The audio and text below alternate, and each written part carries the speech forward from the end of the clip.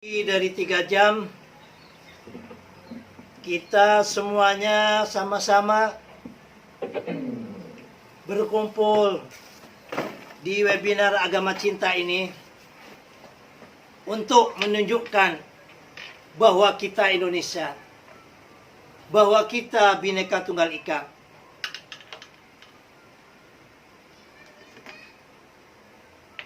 Terlebih-lebih saat ini ada saudara kita dari kelompok yang kebetulan beretnis Tionghoa, yang mana mengadakan suatu bentuk perayaan Lebaran Hari Raya Imlek.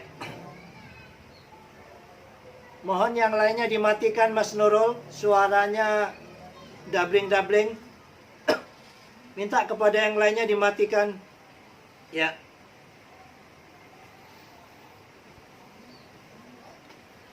Apa yang telah dilakukan oleh Bapak Guru bangsa kita, yaitu almarhum Presiden yang keempat, yaitu Presiden Jokowi, merupakan suatu bentuk sejarah yang sangat penting bagi bangsa dan negeri ini. Setelah kita 75 tahun merdeka, banyak perjalanan sejarah, baik plus maupun minusnya yang terjadi pada bangsa dan negara kita. Terlebih-lebih di masa peralihan daripada era Orde Baru ke era Reformasi, banyak sekali kejadian-kejadian yang dilakukan oleh kelompok cendanaisme, kalau saya bisa boleh bilang isme, melakukan suatu bentuk apa yang disebut dengan tiji tibe, mati siji mati kabeh. Ada banyak teman-teman etnis Cina, ya, etnis Tionghoa yang ada di Indonesia marah saat pembakaran Glodok yang terjadi pada 98, yang mana seakan-akan terjadi genosida, ya, pembantaian terhadap orang-orang Cina. Gue selaku orang Madura juga demikian. Hal itu pernah dilakukan. Terjadi, ya, konflik suku antar Madura dan Dayak di daerah Sampit dan daerah-daerah Kalimantan lainnya. Tidak cukup itu saja. Para kiai-kiai seperti yang disampaikan oleh Pak Budi tadi, dengan isu santet dan lain sebagainya, banyak dibantai, dibunuh oleh para kelompok-kelompok misterius.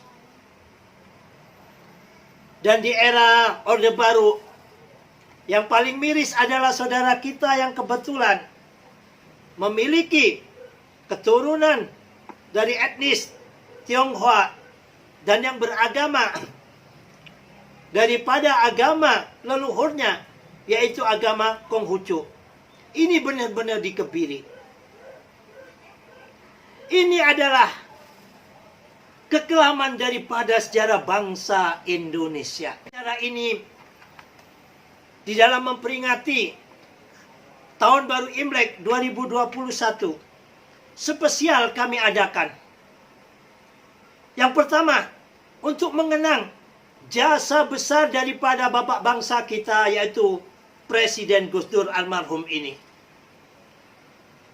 Begitu luar biasanya beliau memiliki nilai-nilai agama yang tinggi, tapi bukan hanya nilai agama yang diutamakan, tapi nilai-nilai kemanusiaan.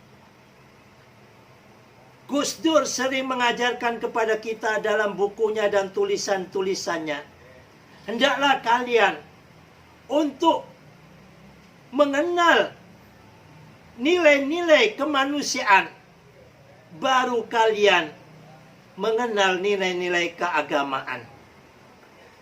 Apabila orang bisa mengawinkan antara nilai-nilai agama atau nilai-nilai ilahiyah dan nilai-nilai kemanusiaan, Apa yang seperti difirmankan oleh Allah, hablum minallah dan hablum minannas, ini ada keseimbangan, maka kita bisa beragama dengan memiliki nilai-nilai wa ma arsalnaka illa rahmatan lil alamin.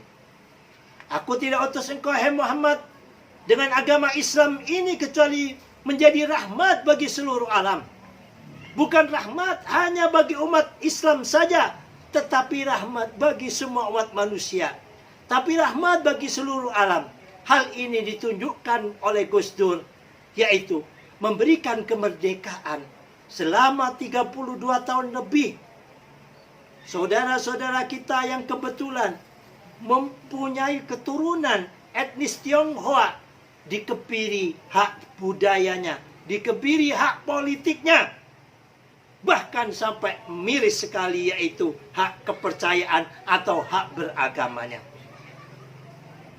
Pembebasan yang diberikan oleh Gus Dur di dalam perayaan Imlek yang kita adakan di dalam webinar ini bisa menjadikan suatu bentuk ghirah ataupun penyemangat kepada kita semua regenerasinya, terlebih-lebih kepada para Gus Durian yang ada. Bagaimana terlahir Gus Dur baru pada bangsa ini? Kalau terlahir menjadi anak Gus Dur secara biologis, jelas itu tidak bisa karena Gus Dur telah tiada. Tetapi bagaimana kita bisa melahirkan dan terlahir anak-anak Gus Dur yang mana sifatnya apa? Ideologis. Gus melihat Pak Budi ini, ya, hampir sama dengan teman saya, dengan saudara saya Pak Binki Irawan, ya. Nilai-nilai Gus Dur, jiwa kemanusiaan, jiwa sosialnya luar biasa. Sewaktu awal reformasi, ya, di saat apa?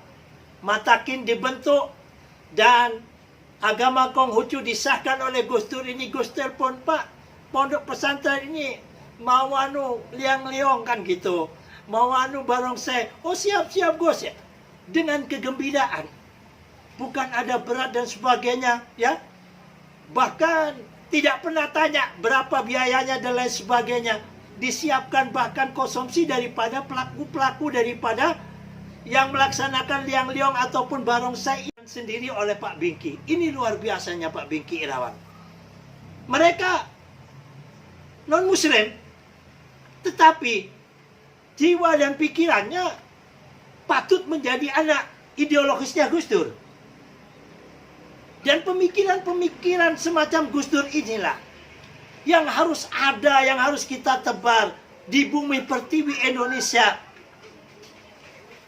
Yang mana luasnya begitu luar biasa, dari Sabang sampai Merauke, dari Pulau Miangas sampai Pulau Rote. Semuanya berbeda.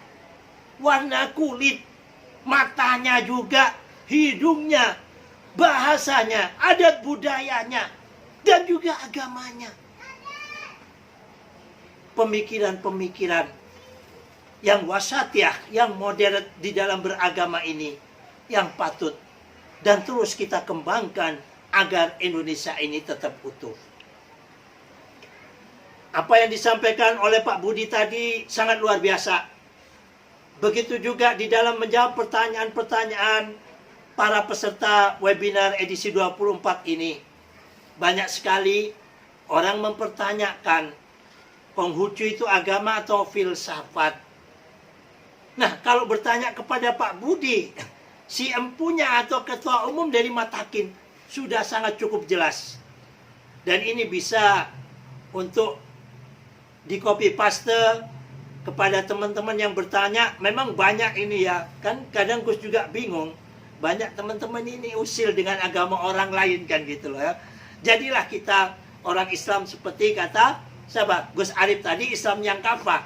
Jadilah orang Islam yang baik, Kristen baik, Hindu baik, Buddha yang baik. Insya Allah, ya. Maka dengan kebaikan yang kita miliki ini, Indonesia umpamanya pohon tertaburi bunga-bunga yang indah. Bunga merah, ya, dari agama Konghucu, bunga kuning dari agama Buddha, bunga hijau dari agama Islam, bunga ungu dari agama Kristen, apa? Bunga Merah Muda dari agama Katolik. Semuanya kita himpun dalam rangkaian Taman Indonesia. Kita rapikan di antara warna-warna ini. Terjadilah pelangi Indonesia. Terjadilah keindahan Indonesia. Meskipun kita berbeda-beda, tetapi kita bisa saling melengkapi. Meskipun kita berbeda, kita bisa saling tolong-menolong. Meskipun kita berbeda, tetapi di dalam perbedaan ini timbul suatu berkah.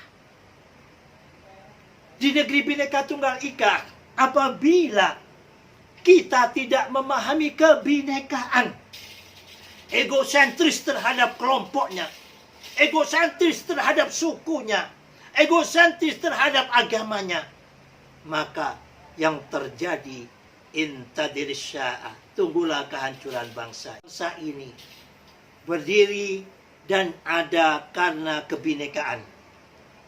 Bangsa ini berdiri dan ada bukan hanya dari satu agama. Bangsa ini berdiri dan ada bukan dari satu suku. Bangsa ini berdiri dan ada bukan hanya dari satu etnis. Banyak orang-orang Jawa campuran dari etnis Cina dan etnis Arab. Termasuk salah satunya adalah bapak guru bangsa kita yaitu Gus Dur. Itu sangat kental, sangat tua turunan dari Cinanya. Begitu juga Mbak Ampel. Bibiknya Mbak Ampel dari Cempo. Ya, Cempo itu Cempa. Cempa itu bukan Maduro, ya, tetapi di daerah dataran Cina sana.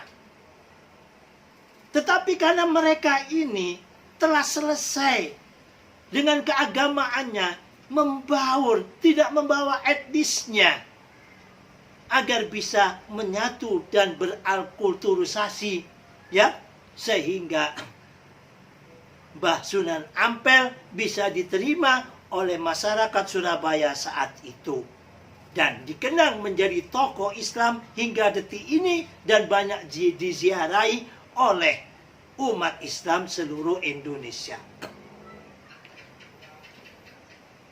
Hal-hal yang semacam inilah yang perlu kita ajarkan pada anak bangsa kita. Dan juga bagus apa yang disampaikan oleh dari Bapak Rahim Akil di Pingrang sana. Tapi itu memang hanya bagian kecil daripada kelompok. Setiap kelompok, setiap agama, ya, setiap umat, setiap etnis itu punya kekurangan dan kelebihannya. Memang banyak yang tidak membaur, yang tidak belajar kepada Pak Budi begini, kepada Pak Bingki Irawan, ya, nilai-nilai kemanusiaannya kurang. Tapi kalau sering kumpul, insya Allah kan gitu. Teman-teman Gus ini berjuang selama 11 tahun dulu, Gus. Mulai zamannya Presiden Gus Dur tahun 2000, Gus membantu Gus Dur menjaga Jawa Timur. Yang membantu siapa? Teman-teman CNS. Pak Bingki Irawan dari Matakin. Pak Budi Santoso dari MBI, Majelis Budayana. Dr. Hana Amalia Vandayani, Mama Hana yang biasa saya sebut, itu juga Cina dari Kristen. Dan juga dari teman-teman Katoliknya. Pak Junardi ada di daerah Jakarta ini, ada pendeta Paul, itu juga Cina. Dan di daerah Tangerang ini juga ada Bapak Pendeta Peter, ya. Itu asli Cino Surabaya, ya. Ini semuanya adalah mitra-mitra Gus. Di saat ada bencana dan lain sebagainya, sebelum ada pandemik begini, ya, kalau ada bencana, mesti Gus telepon sana, telepon sini, kita datang di sana, kita memberikan para tokoh-tokoh agama ini, yang Kristen, yang Islam, yang kita doakan umatnya. Di samping kita berbagi untuk kepentingan secara material mereka, kita datang di sana untuk memberikan pemulihan daripada mental spiritual. Di awal reformasi Gus lakukan semacam ini. Karena Gus tidak pernah masuk di dalam partai politik, ya tetap ya seperti ini nasibnya, jadi kiai kampung, ya, kumpulnya kiai-kiai pinggiran, Dan saat ini ada pandemi, bagaimana bisa menjadi manusia manfaat? Ilmu-ilmu yang ada dulu, bagaimana kita bisa merakit Indonesia dengan kebinekaan ini agar bisa saling kenal, dari kenal timbullah rasa sayang, dari sayang timbullah rasa saling gotong royong dan saling bantu-membantu. Webinar Agama Cinta tidak ada sama sekali foundingnya. Webinar Agama Cinta ini lahir dari anak bangsa yang cinta NKRI, yang cinta kebinekaan, yang cinta Pancasila. Gus nunggu dipanggil-panggil, Pak Jokowi meskipun berjuang mati-matian kan begitu. Tapi itu kan kehendak Allah. Kalau Allah bisikan pada Gus Dur, pada Gus Dur lagi, pada Pak Jokowi, Gus dipanggil. Tapi kalau tidak bisikan, sampai detik ini tidak dipanggil-panggil kan gitu. Ya. Tapi sebagai anak bangsa kepingin berbuat, Gus tidak menunggu jadi pejabat apapun. Sebisa semampu yang Gus lakukan, Gus lakukan. Makanya tidak sering ya, kalau memang dompet ini isinya kosong, Gus ajak untuk saweran. Inilah Indonesia kita. Sehingga tidak ada muatan-muatan politik yang ada pada agama cinta ini. Muatan kita hanya satu, yaitu Pancasila dan Bhinneka Tunggal Ika, harga mati. Kalau zaman Pak Harto dulu, dikit-dikit bilang bahaya laten PKI. Kalau Gus katakan ya, di era kebebasan, di era reformasi semacam ini, bahaya laten bangsa Indonesia. Apabila rakyat Indonesia tidak memahami Pancasila, apabila rakyat Indonesia tidak memahami Bhinneka Tunggal Ika. Ini adalah bahaya laten. Mentang-mentang Islam mayoritas kepingin mendirikan khilafah, hancur bangsa ini. Kami secara pribadi orang mungkin mafi muskilah, tidak ada problem. Tetapi kami telah menyalahi daripada pewaris bangsa ini. Tetapi kami seorang NU menyalahi daripada Misa Kongolido, perjanjian yang diikat erat di dalam mendirikan bangsa ini, bahwa tidak hendak mendirikan negara agama, tetapi Indonesia didirikan dengan negara yang mana berlandaskan Pancasila dan Bhinneka Tunggal Ika. Inilah warisan leluhur yang harus kita jaga. Dengan perayaan Imlek, banyak sekali yang telepon ke Gus. Wah, jadi dutanya orang kafir, jadi dutanya orang Cina, dibayar berapa kamu Gus? Gus hanya ketawa saja. Maklum Gus sebelum ketemu ini kan di Gontor.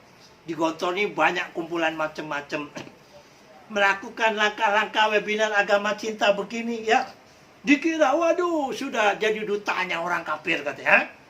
Jadi suara ya, hal yang semacam ini kalau kita berhenti berjuang, ya tidak akan pernah terjadi.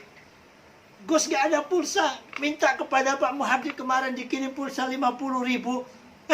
Ini dibilang, ngadakan perayaan Imlek begini dibayar miliaran oleh Cina. Gus ketawa. Pak Muhadi ada saksinya. Minta ke teman-teman matakin. Ya Alhamdulillah dibantu oleh Pak Sabah.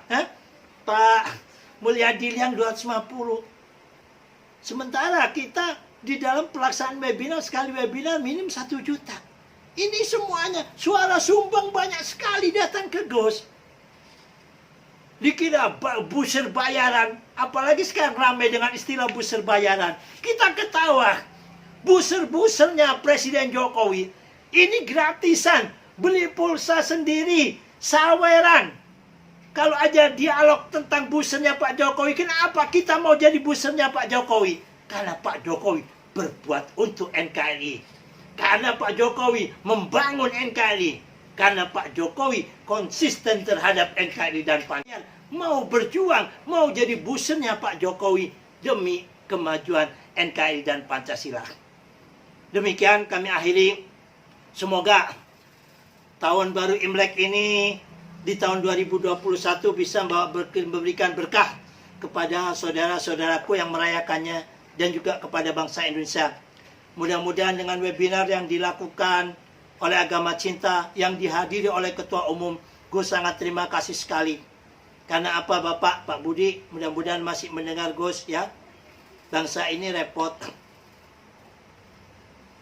kegiatan-kegiatan kebangsaan, kegiatan-kegiatan lintas agama yang digagas oleh elit istana ataupun elit-elit pemerintah yang ada, ini jarang sekali menyentuh kelompok middle in. Senantiasa yang diundang para kiai-kiai, para tokoh-tokoh yang Gus anggap sudah selesai masalah kebangsaannya. Elitnya NU, elitnya Muhammadiyah, elitnya MUI, ya. Ini senantiasa yang diundang, baik oleh BNPT, baik oleh kementerian-kementerian yang terkait. Sementara PR besar bangsa ini adalah kelompok tokoh-tokoh lintas agama, khususnya tokoh-tokoh Islam yang middle in, tingkat kecamatan ini yang sangat perlu untuk kita perhatikan. Makanya webinar Agama Cinta ini sasaran utamanya adalah kepada middle in. Mudah-mudahan apa yang kita lakukan dapat bisa memberikan buat bangsa dan negeri ini sekecil apapun yang dapat kita berbuat untuk mengharumkan bangsa, kita perbuat. Semoga bangsa ini bisa menjadi harum, bangsa ini dengan Pancasilanya bisa menjadi mercusuar dunia. Demikian dari kami, salam agama cinta, salam Pancasila. Sekali lagi kami ucapkan kongsi paceh, selamat merayakan Hari Raya Imlek ke 25 apa? Lupa Gus ya. Hari Raya Imlek 2572 ya, Gong Sili, atau Hari Raya Imlek tahun 2021. Semoga Tuhan Yang Maha Esa memberkati saudara-saudaraku yang merayakannya dan juga kepada seluruh bangsa Indonesia. Terima kasih. Assalamualaikum warahmatullahi wabarakatuh.